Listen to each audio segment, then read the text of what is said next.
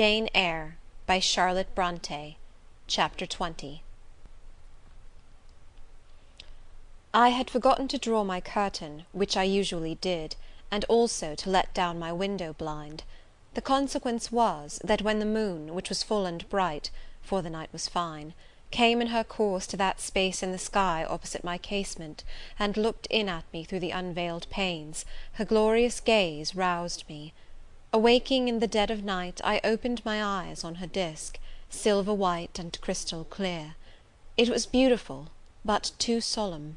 I half rose, and stretched my arm to draw the curtain. Good God! What a cry! The night, its silence, its rest, was rent in twain by a savage, a sharp, a shrilly sound that ran from end to end of Thornfield Hall. My pulse stopped, my heart stood still, my stretched arm was paralyzed. The cry died, and was not renewed.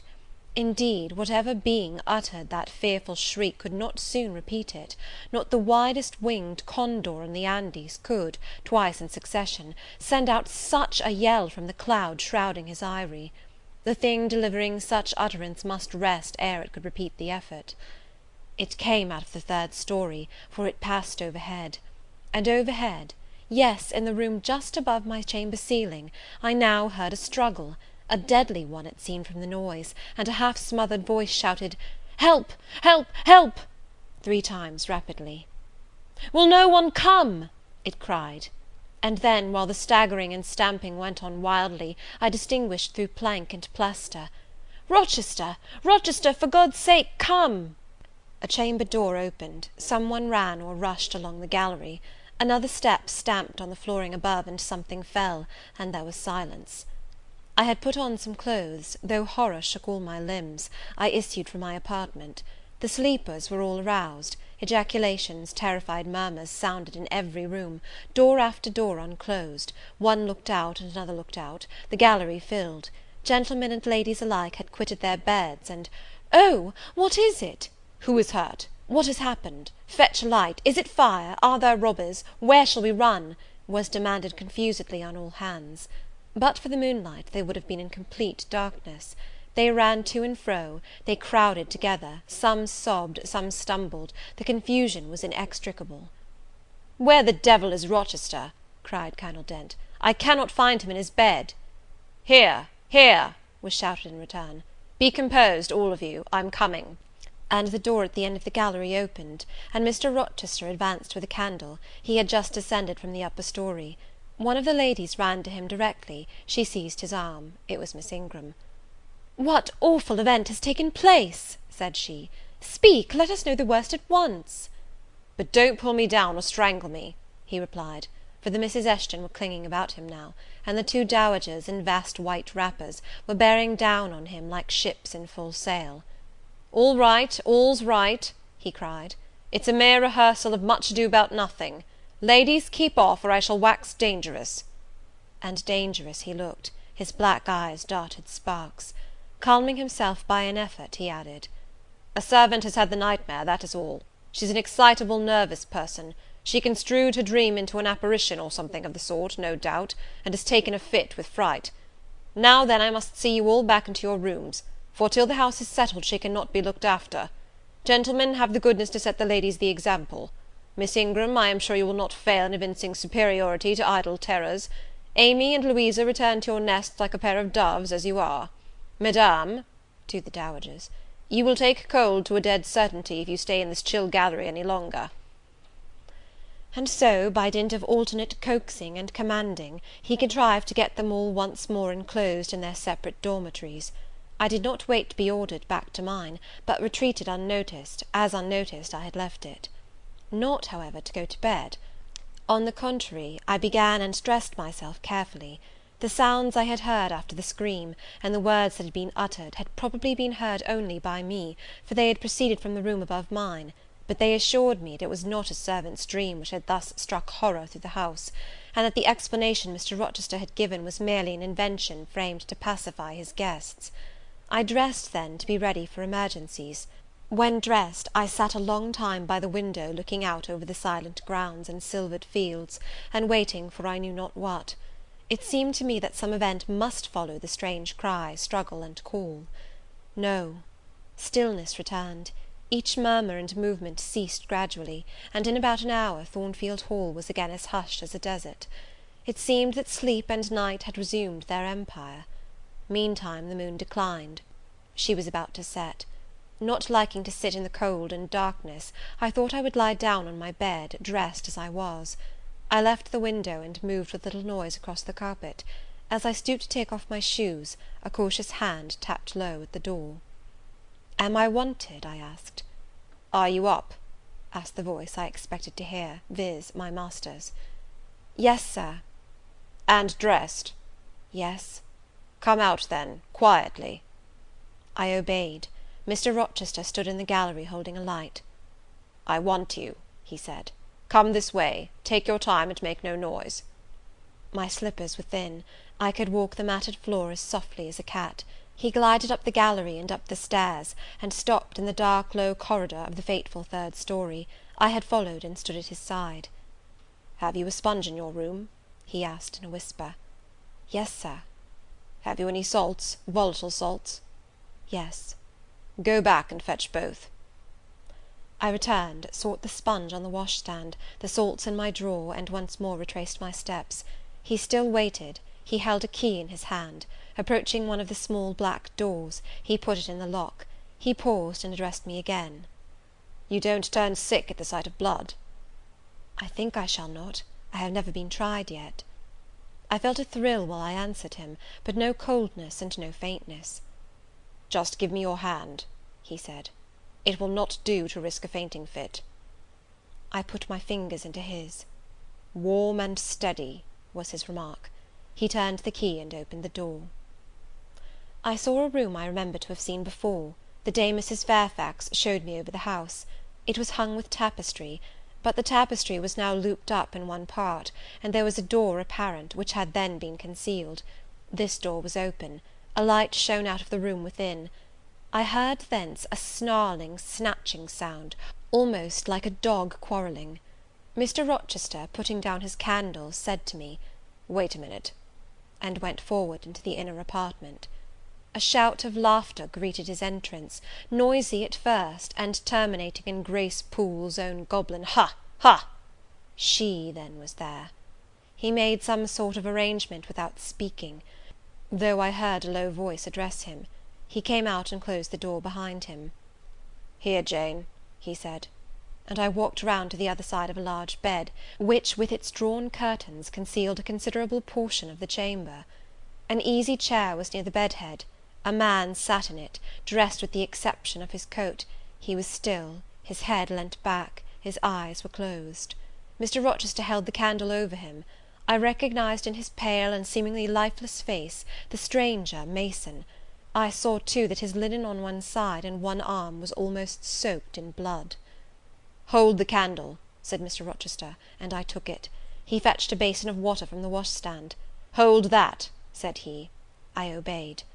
He took the sponge, dipped it in, and moistened the corpse-like face. He asked for my smelling bottle, and applied it to the nostrils. Mr. Mason shortly unclosed his eyes. He groaned. Mr. Rochester opened the shirt of the wounded man, whose arm and shoulder were bandaged. He sponged away blood, trickling fast down. "Is there immediate danger?" murmured Mr. Mason. "Pooh! no, a mere scratch. Don't be so overcome, man. Bear up.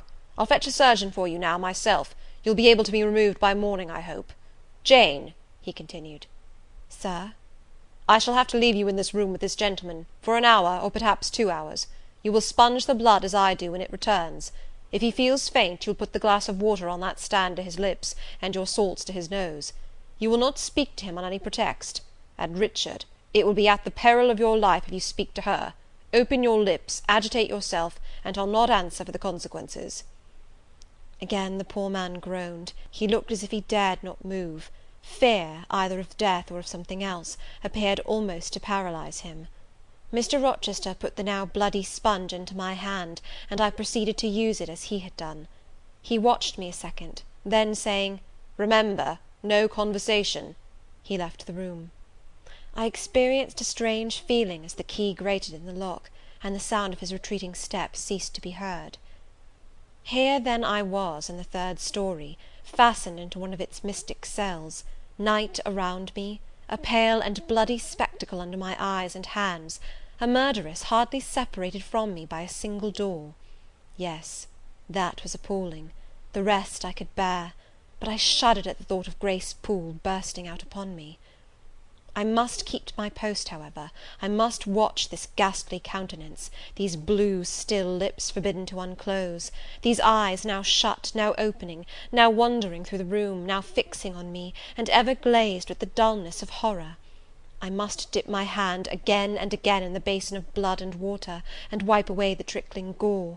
I must see the light of the unsnuffed candle wane on my employment, the shadows darken on the wrought antique tapestry round me, and grow black under the hangings of the vast old bed, and quiver strangely over the doors of a great cabinet opposite, whose front, divided into 12 panels, bore in grim design the heads of the 12 apostles, each enclosed in its separate panel as in a frame, while above them at the top rose an ebon crucifix and a dying Christ.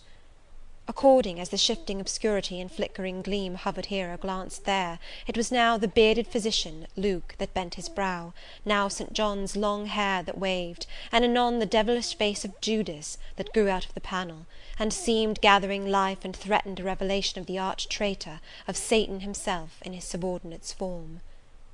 Amidst all this, I had to listen as well as watch, to listen for the movements of the wild beast or the fiend in yonder side den. But since Mr. Rochester's visit, it seemed spell-bound.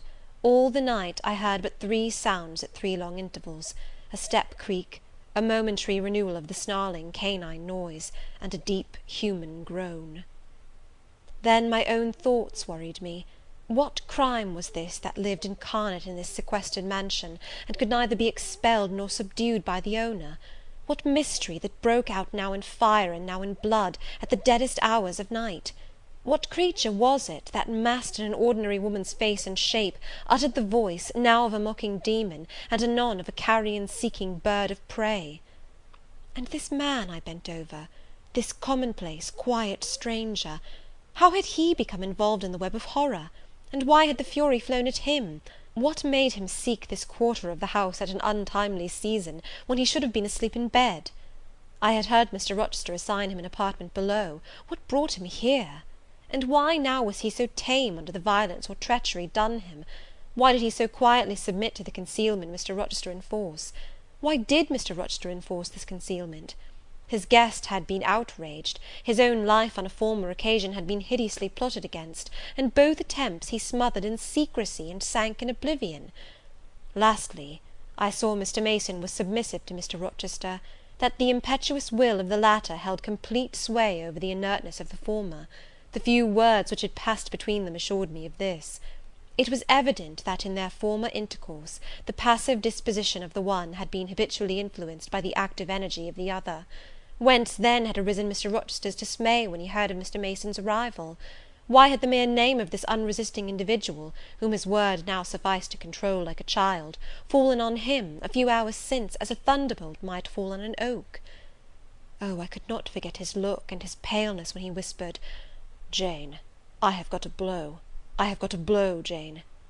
I could not forget how the arm had trembled which he rested on my shoulder, and it was no light matter which could thus bow the resolute spirit and thrill the vigorous frame of Fairfax Rochester. "When will he come? When will he come?" I cried inwardly, as the night lingered and lingered, as my bleeding patient drooped, moaned, sickened, and neither day nor aid arrived. I had again and again held the water to Mason's white lips, again and again offered him the stimulating salts. My efforts seemed ineffectual; either bodily or mental suffering, or loss of blood, or all 3 combined, were fast prostrating his strength. He moaned so, and looked so weak, wild, and lost, I feared he was dying, and I might not even speak to him. The candle, wasted at last, went out. As it expired, I perceived streaks of grey light edging the window curtains. Dawn was then approaching. Presently I heard Pilot bark far below, out of his distant kennel in the courtyard. Hope revived. Nor was it unwarranted. In 5 minutes more, the grating key, the yielding lock, warned me my watch was relieved. It could not have lasted more than 2 hours. Many a week has seemed shorter. Mr. Rochester entered, and with him the surgeon he had been to fetch. "Now, Carter, be on the alert," he said to this last. "I give you but half an hour for dressing the wound, fastening the bandages, getting the patient down stairs and all." "But is he fit to move, sir?" "No doubt of it. It is nothing serious. He is nervous, his spirits must be kept up. Come, set to work." Mr. Rochester drew back the thick curtain, drew up the Holland blind, let in all the daylight he could, and I was surprised and cheered to see how far dawn was advanced, what rosy streaks were beginning to brighten the east. Then he approached Mason, whom the surgeon was already handling. "Now, my good fellow, how are you?" he asked. "She's done for me, I fear," was the faint reply. "Not a whit. Courage! This day fortnight you'll hardly be a pin the worse of it. You've lost a little blood, that's all. Carter, assure him there's no danger." "I can do that conscientiously," said Carter, who had now undone the bandages. "Only I wish I could have got here sooner, he would not have bled so much. But how is this? The flesh on the shoulder is torn as well as cut. This wound was not done with a knife. There have been teeth here." "She bit me," he murmured. "She worried me like a tigress when Rochester got the knife from her." "You should not have yielded. You should have grappled with her at once," said Mr. Rochester. "But under such circumstances what could one do?" returned Mason.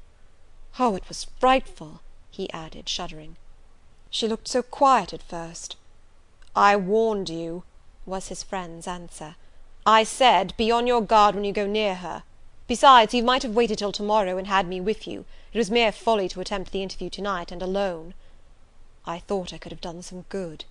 You thought! Yes, it makes me impatient to hear you. But however, you have suffered, and are likely to suffer enough for not taking my advice, so I'll say no more. Carter, hurry, hurry! The sun will soon rise, and I must have him off." "Directly, sir. The shoulder is just bandaged.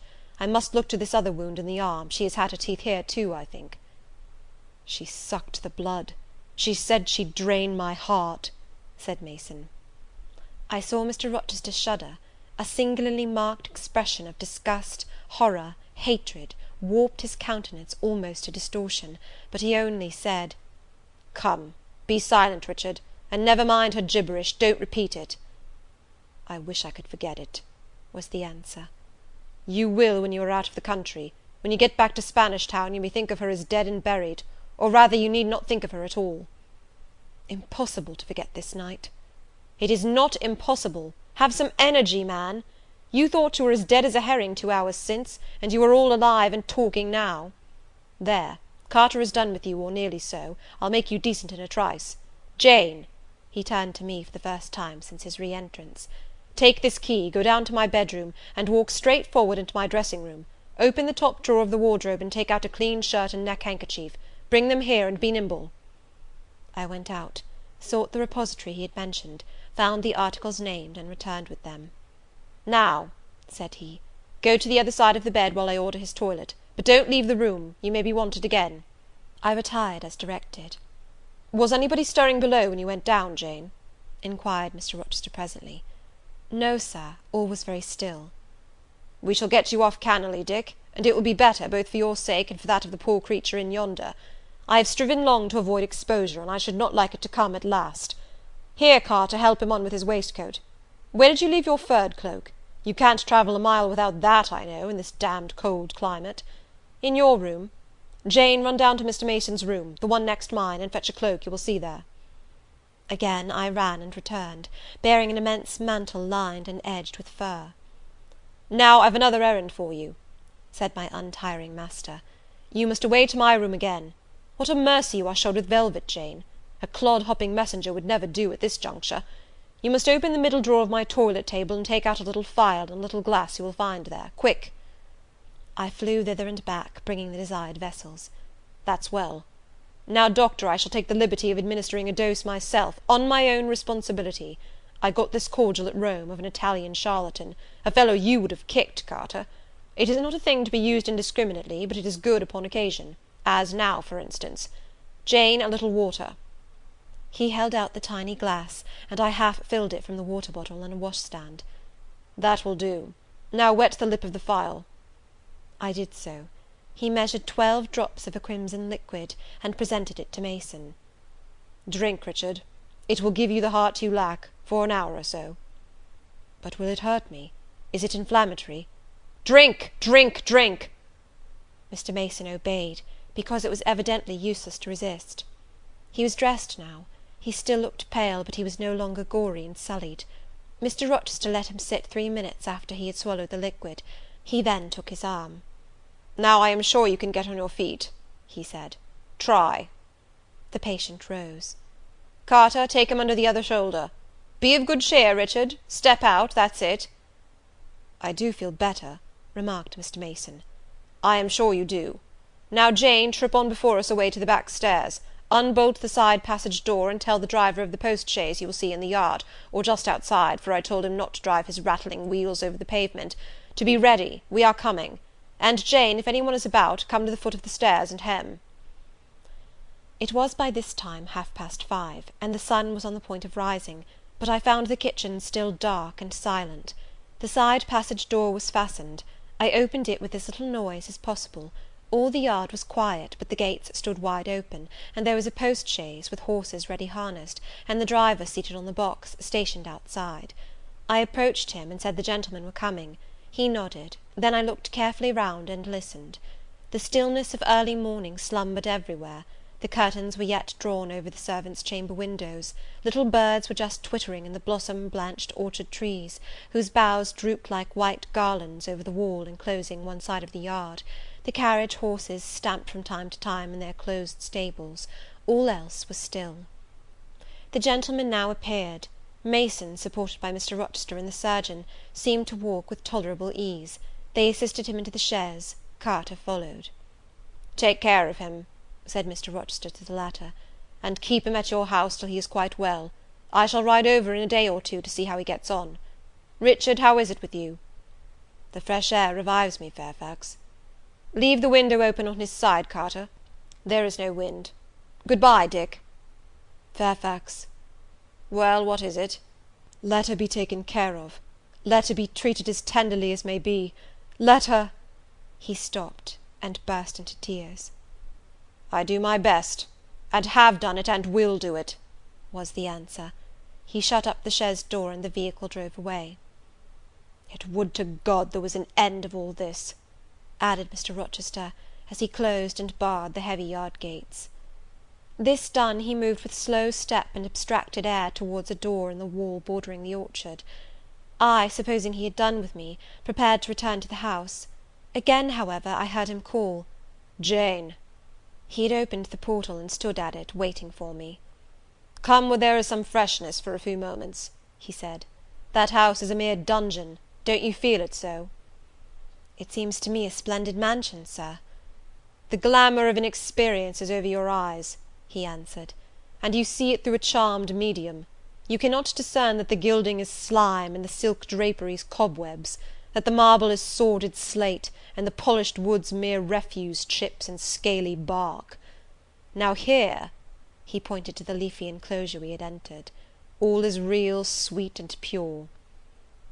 He strayed down a walk edged with box, with apple trees, pear trees, and cherry trees on one side, and a border on the other full of all sorts of old-fashioned flowers, stocks, sweet williams, primroses, pansies, mingled with southernwood, sweetbriar, and various fragrant herbs. They were fresh now as a succession of April showers and gleams, followed by a lovely spring morning, could make them. The sun was just entering the dappled east, and his light illumined the wreathed and dewy orchard trees, and shone down the quiet walks under them. "Jane, will you have a flower?" He gathered a half-blown rose, the first on the bush, and offered it to me. "Thank you, Sir." "Do you like this sunrise, Jane? That sky with its high and light clouds, which are sure to melt away as the day waxes warm? This placid and balmy atmosphere?" "I do, very much." "You have passed a strange night, Jane." "Yes, Sir." "And it has made you look pale. Were you afraid when I left you alone with Mason?" "I was afraid of some one coming out of the inner room." "But I had fastened the door. I had the key in my pocket. I should have been a careless shepherd if I had left a lamb, my pet lamb, so near a wolf's den unguarded. You were safe. Will Grace Poole live here still, sir?" "Oh, yes, don't trouble your head about her. Put the thing out of your thoughts." "Yet it seems to me your life is hardly secure while she stays." "Never fear, I will take care of myself." "Is the danger you apprehended last night gone by now, sir?" "I cannot vouch for that till Mason is out of England, nor even then. To live, for me, Jane, is to stand on a crater crust which may crack and spew fire any day." "But Mr. Mason seems a man easily led. Your influence, sir, is evidently potent with him. He will never set you at defiance or wilfully injure you." "Oh, no, Mason will not defy me, nor, knowing it, will he hurt me; but unintentionally he might in a moment, by one careless word, deprive me, if not of life, yet forever of happiness." "Tell him to be cautious, sir. Let him know what you fear, and show him how to avert the danger." He laughed sardonically, hastily took my hand, and as hastily threw it from him. "If I could do that, simpleton, where would the danger be? Annihilated in a moment. Ever since I have known Mason, I have only had to say to him, do that, and the thing has been done. But I cannot give him orders in this case. I cannot say, beware of harming me, Richard, for it is imperative that I should keep him ignorant that harm to me is possible. Now you look puzzled, and I will puzzle you further. You are my little friend, are you not?" "I like to serve you, sir, and to obey you in all that is right." "Precisely. I see you do. I see genuine contentment in your gait and mien, your eye and face, when you are helping me and pleasing me, working for me, and with me, in, as you characteristically say, all that is right. For if I bid you do what you thought wrong, there would be no light-footed running, no neat-handed alacrity, no lively grace and animated complexion. My friend would then turn to me, quiet and pale, and would say, "No, sir, that is impossible. I cannot do it, because it is wrong," and would become immutable as a fixed star. Well, you too have power over me, and may injure me, yet I dare not show you where I am vulnerable, lest, faithful and friendly as you are, you should transfix me at once. "If you have no more to fear from Mr. Mason than you have from me, sir, you are very safe." "God grant it may be so. Here, Jane, is an arbour. Sit down." The arbour was an arch in the wall, lined with ivy. It contained a rustic seat. Mr. Rochester took it, leaving room, however, for me, but I stood before him. "Sit," he said. "The bench is long enough for two. You don't hesitate to take a place at my side, do you? Is that wrong, Jane?" I answered him by assuming it. To refuse would, I felt, have been unwise. "Now, my little friend, while the sun drinks the dew, while all the flowers in this old garden awake and expand, and the birds fetch their young ones' breakfast out of the Thornfield, and the early bees do their first spell of work, I'll put a case to you, which you must endeavour to suppose your own. But first look at me, and tell me you are at ease, and not fearing that I err in detaining you, or that you err in staying." "No, sir, I am content." "Well then, Jane, call to aid your fancy. Suppose you were no longer a girl well reared and disciplined, but a wild boy indulged from childhood upwards.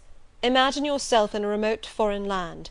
Conceive that you there commit a capital error, no matter of what nature or from what motives, but one whose consequences must follow you through life and taint all your existence. Mind, I don't say a crime. I'm not speaking of shedding blood, or of any other guilty act, which might make the perpetrator amenable to the law. My word is error. The results of what you have done become in time to you utterly insupportable. You take measures to obtain relief, unusual measures, but neither unlawful nor culpable. Still you are miserable, for hope has quitted you on the very confines of life. Your sun at noon darkens in an eclipse, which you feel will not leave it till the time of setting. Bitter and base associations have become the sole food of your memory. You wander here and there, seeking rest in exile, happiness in pleasure, I mean in heartless sensual pleasure, such as dulls intellect and blights feeling. Heart weary and soul withered, you come home after years of voluntary banishment. You make a new acquaintance, how or where, no matter. You find in this stranger much of the good and bright qualities which you have sought for 20 years, and never before encountered, and they are all fresh, healthy, without soil and without taint. Such society revives, regenerates. You feel better days come back, higher wishes, purer feelings. You desire to recommence your life, and to spend what remains you of days in a way more worthy of an immortal being. To attain this end, are you justified in overleaping an obstacle of custom, a mere conventional impediment which neither your conscience sanctifies nor your judgment approves?" He paused for an answer, and what was I to say? Oh, for some good spirit to suggest a judicious and satisfactory response! Vain aspiration! The west wind whispered in the ivy round me, but no gentle Ariel borrowed its breath as a medium of speech. The birds sang in the tree tops, but their song, however sweet, was inarticulate. Again Mr. Rochester propounded his query. "Is the wandering and sinful, but now rest-seeking and repentant man, justified in daring the world's opinion in order to attach him for ever this gentle, gracious, genial stranger, thereby securing his own peace of mind and regeneration of life?" "Sir," I answered, "a wanderer's repose or a sinner's reformation should never depend on a fellow creature. Men and women die, philosophers falter in wisdom, and Christians in goodness. If any one you know has suffered and erred, let him look higher than his equals for strength to amend and solace to heal." "But the instrument, the instrument!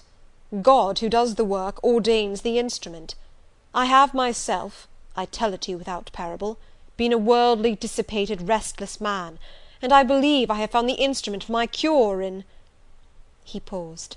The birds went on carolling, the leaves lightly rustling. I almost wondered they did not check their songs and whispers to catch this suspended revelation; but they would have had to wait many minutes, so long was the silence protracted. At last I looked up at the tardy speaker. He was looking eagerly at me. "Little friend," said he, in quite a changed tone, while his face changed too, losing all its softness and gravity, and becoming harsh and sarcastic, "you have noticed my tender penchant for Miss Ingram. Don't you think if I married her, she would regenerate me with a vengeance?"